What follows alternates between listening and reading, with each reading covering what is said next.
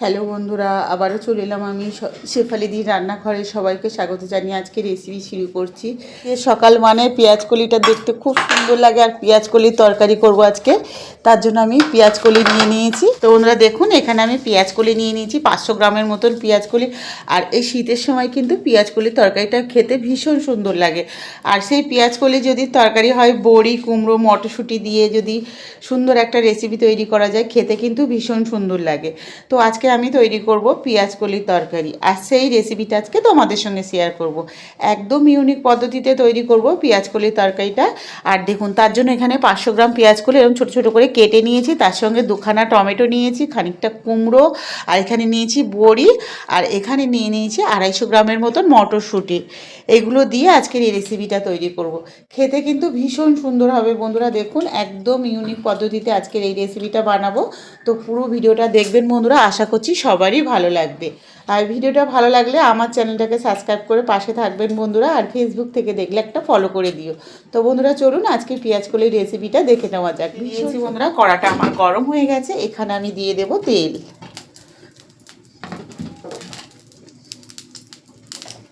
তেলটাকে ভালো করে গরম করে নেব। আর এই যে বড়িগুলো আমি এখানে নিয়েছি, বড়িগুলোকে কিন্তু একটু হাত দিয়ে চেপে চেপে ভেঙে দেবো। খানিকটা আমি ভেঙে নিয়েছি, আর কয়েকটা গোটা থেকে গেছে, এটাকেও কিন্তু একটু চেপে হাত দিয়ে চেপে দিলেই কিন্তু বড়িটা ভেঙে যাবে। আর এটা কিন্তু কুমড়ো বড়ি, আমার নিজের হাতে তৈরি করা বড়ি। ভীষণ সুন্দর এই বড়িগুলো, খেতে ভীষণ ভালো লাগে। যে তরকারিতে দেবেন সেটাই কিন্তু খেতে ভালো লাগে। 1 চামচের মতন কালো জিরে দিয়ে দিলাম। আঁচটাকে লো ফ্লেমে রাখতে হবে। আর এখানে দিয়ে দিচ্ছি 1 চামচের মতো রাঁধুনি। কালো জিরে আর এই রাঁধুনিটা দিয়ে ভালো করে আমি একটু ভেজে নিলাম। নিয়ে এখানে বড়িগুলো দিয়ে দেব। বড়িগুলো কিন্তু এর সঙ্গে একটু ভেজে নেব। আর এইভাবে বন্ধুরা পেঁয়াজ কলির তরকারি একদিন বানিয়ে খাবেন বন্ধুরা, ভীষণ সুন্দর লাগে। আর শীতের সকালে মানে পেঁয়াজ কলির তরকারি ভীষণ ভালো লাগে খেতে। এবার আমি এখানে দিয়ে দিচ্ছি মটরশুঁটি। মটরশুঁটিগুলো এর সঙ্গে একটু ভেজে নেব।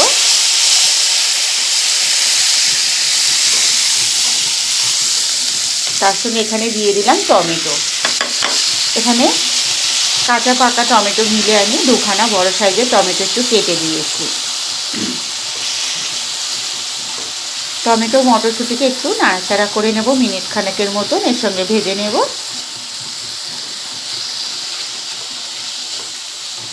মশলাগুলো দিয়ে দেবো। এখানে দিয়ে দিচ্ছি বন্ধুরা দেখুন 1 চামচের মতন হলুদ গুঁড়ো, আর দিয়ে দিচ্ছি এখানে 1 চামচ লঙ্কা গুঁড়ো।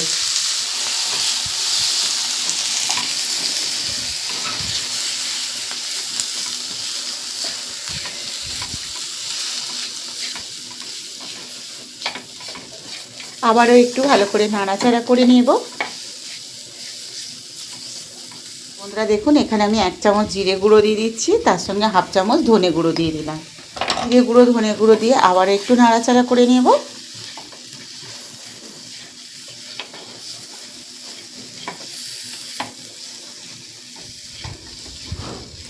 এবার এখানে দিয়ে দেব একটু জল। 1/2 গ্লাসের মতন আমি জল এখানে অ্যাড করেছি। জলটা দিয়ে ভালো করে মশলাটাকে কষিয়ে নেব। তরকারিটা একটু ভিন্ন স্টাইলের করছি বন্ধুরা।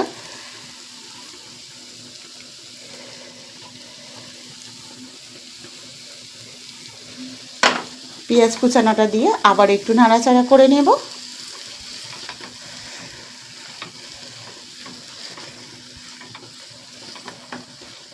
মিনিট খানেক নাড়াচাড়া করে নিতে হবে। নেওয়ার পরে এখানে পেঁয়াজ কলিগুলো আমি অল্প অল্প করে দিয়ে দেব।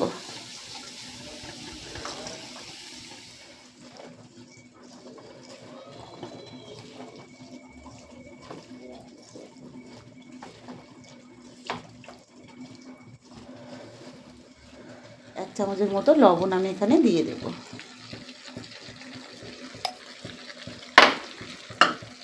লবণটা দিয়ে আবারও ভালো করে নেড়ে দেব।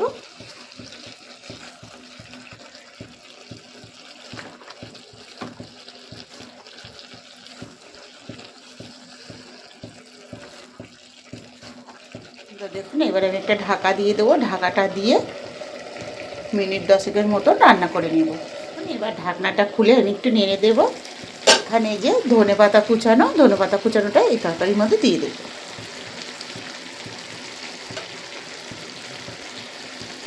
দিয়ে আবার একটু ভালো করে নাড়াচাড়া করে নেব।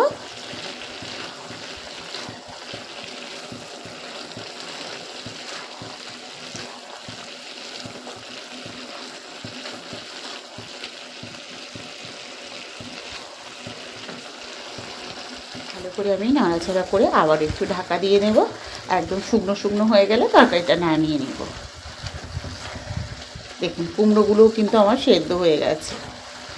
এখান থেকে যে জলটা বেরিয়েছে সবজি থেকে, সেখানের থেকেই কিন্তু সব সবজিগুলো সেদ্ধ হয়ে গেছে। ধনেপাতাটা দিয়ে ভালো করে নেড়ে নিলাম আমি, নিয়ে আবার একটু ঢাকা দিয়ে দেব।